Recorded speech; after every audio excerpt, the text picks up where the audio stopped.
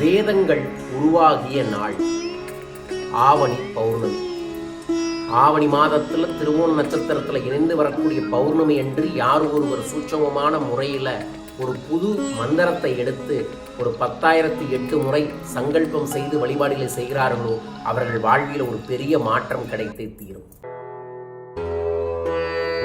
வரும் திங்கட்கிழமை அற்புதமான ஆவணி திருவோண பௌர்ணமி வருகிறது.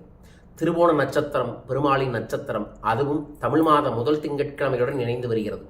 அன்றைய தினத்தில் உங்களுக்கு குரு மூலமாக ஒரு மந்திரத்தை அவர்கிட்ட ஒரு சின்ன காணிக்கையை கொடுத்து சங்கல்பம் பண்ணி வாங்கி அந்த மந்திரத்தை ஒரு 10,008 முறை அல்லது 1,08 முறை தொடர்ந்து விடாமல் ஜபம் செய்து வருகிறீர்களோ உங்களுக்கு ஒரு பெரிய தெய்வீக கடாட்சங்கள் கிடைக்கும். நமது அன்பர்களுக்காக தனிப்பட்ட முறையில் வாட்ஸ்அப்பில் இந்த மந்திரத்தை நான் அனுப்ப இருக்கின்றேன். உலகெங்கும் இருக்கக்கூடிய அன்பர்களும் நண்பர்களும் வாட்ஸ்அப்பில் உங்கள் பேர் ராசி நட்சத்திரத்தை அனுப்புங்க.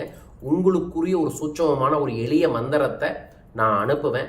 அந்த மந்திரத்தை இந்த பௌர்ணமியிலிருந்து தொடர்ந்து நீங்கள் தினமும் 108 முறை ஜபம் செய்யணும். அல்லது அதற்குடைய ஜபம் செய்யக்கூடிய வழிமுறையும் நான் உங்களுக்கு டிஸ்கிரிப்ஷனாகவே அனுப்பி விடுவேன்.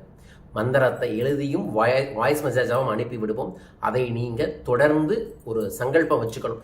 இந்த நாளிலிருந்து நான் 10,008 ஜபம் செய்வேன் அப்படின்னு ஜபம் செய்ய ஆரம்பிச்சிங்கன்னா மந்திரம் மனம் ப்ளஸ் திறன், மனதை திறன்படுத்தி மனதில் ஒரு செல்வ ஆகர்ஷணத்தை ஏற்படுத்தி நாம் நினைத்ததை நமக்கு கொடுக்கக்கூடியதான் மந்திரத்தோட தன்மை. அது ஏதோடு குருமாரோட ஆசீர்வாதத்தோடையும் கிடைக்கும். பிரபஞ்ச பேராற்றலின் மூலமாக உங்கள் மனதில் இருக்கக்கூடிய கழிவுகள் எல்லாம் வெளியாகும், எண்ணங்கள் தூய்மையாகும். அதன் மூலமாக நீங்கள் நினைத்தது நடக்கும். ஸோ இந்த மந்திர தீட்சை சங்கல்பம் வேணும்னு நினைக்கிறவங்க தொலைபேசிகளிலோ வாட்ஸ்அப் நம்பரில் தொடர்பு கொள்ளுங்கள், அனுப்பி விடுகின்றேன். பயன்படுத்தி பாருங்கள். குருவருளும் குலதெய்வத்தின் அருளும் குபேரர்களும் கிடைக்கும். என்ன மந்திரம் கொடுப்பீங்க குருஜி? அது உங்கள் பேர் ராசி நட்சத்திரத்துக்கு தகுந்த மாதிரி நான் நம்ம கிட்ட இருக்கக்கூடிய சூட்சமை எச்சினி கிட்ட உத்தரவு கேட்பேன். அந்த உத்தரவில் உங்களுக்கு என்ன மந்திரம் வருதோ அதுதான் அனுப்பி விடுவேன்.